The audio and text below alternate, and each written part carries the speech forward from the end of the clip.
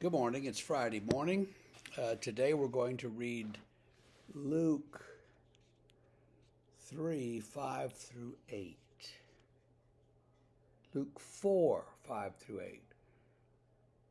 The second temptation. And the devil took him up and showed him all the kingdoms of the world in a moment of time, and said to him, "To you I will give all this authority and their glory, for it has been delivered to me, and I give it to whom I will. If you then will worship me, it will all be yours." And Jesus answered him, "It is written, you shall worship the Lord your God, and him only shall you serve." So here the temptation is to political power, earthly power, to be king, to be emperor, to be in charge of everything. The only requirement, of course, here is that you essentially worship the tempter, worship the devil. And you say, well, okay, I will be your man and do what you tell me. In exchange, I will get to rule everything. It brings to mind authoritarian, evil rulers of all the ages. The usual example in our time is Hitler. And I don't think necessarily that Hitler did these things exactly the way that they're laid out here in the scripture, but you certainly would have to worship power if you want that kind of power, and you'd have to be somebody who's willing to worship that throne and let that kind of power rule over you, so that you could then in turn rule over all the kingdoms of this world. So the temptation is a temptation to glory, and it's a temptation to power, to being in charge. It's actually the temptation to be like God, because God is actually the one who rules over all the kingdoms. And so to say that you have that power to rule over kingdoms is actually to say that you have godlike power. That's very tempting for us, for human beings. It's not something that we can actually do, even though we'd like to. We think we would. I had a cartoon years ago, and it was a bunch of women in a church circle meeting or something, sitting in chairs, and one woman is shaking her fist and saying, "I've waited 30 years to be in charge of this group, and it's my turn." And that's kind of funny if you've been around churches, because there are people like that. And that brings to mind this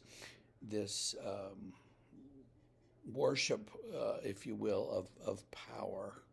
In one church, we tried to sort of decentralize power and authority and give it back to the people, and let the people involved in a project make the decisions about the project and stuff. Where people understood it, it worked. Where people didn't understand it, it didn't really work, because they kept trying to use the old structures, even though the new terminology, and it was just weird. But it's a struggle with all of us to figure out how we relate to power.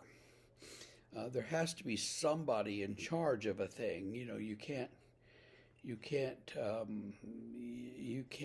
function without somebody making the decisions, and that's generally understood to be the case most places. And so if you want people to understand that, and you want people to do that, you're going to have that somebody who is in charge, who can say, okay, we're going to do this first, and then this, and then this. That's just sort of basic, I think. The temptation, though, once you get somebody in charge, is that they sort of run amok and do whatever they think, whatever they want, and then it becomes a problem. There was some British guy a couple hundred years ago who said power corrupts, and absolute power corrupts absolutely, and that's this temptation in a nutshell. Um, if you're tempted to power, watch out because it will corrupt you. And Jesus' response is, no, I'm not worshiping power. I'm not worshiping you, Satan. We're going to worship God alone because God says, you shall worship me and no other.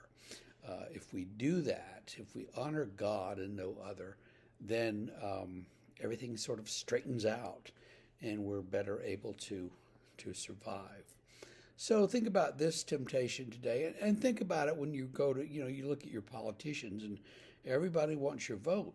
Well, who wants it for the right reason and who is worshiping the power? That's something we struggle with, and you need to think about that too. So anyway, do that. Have a great day.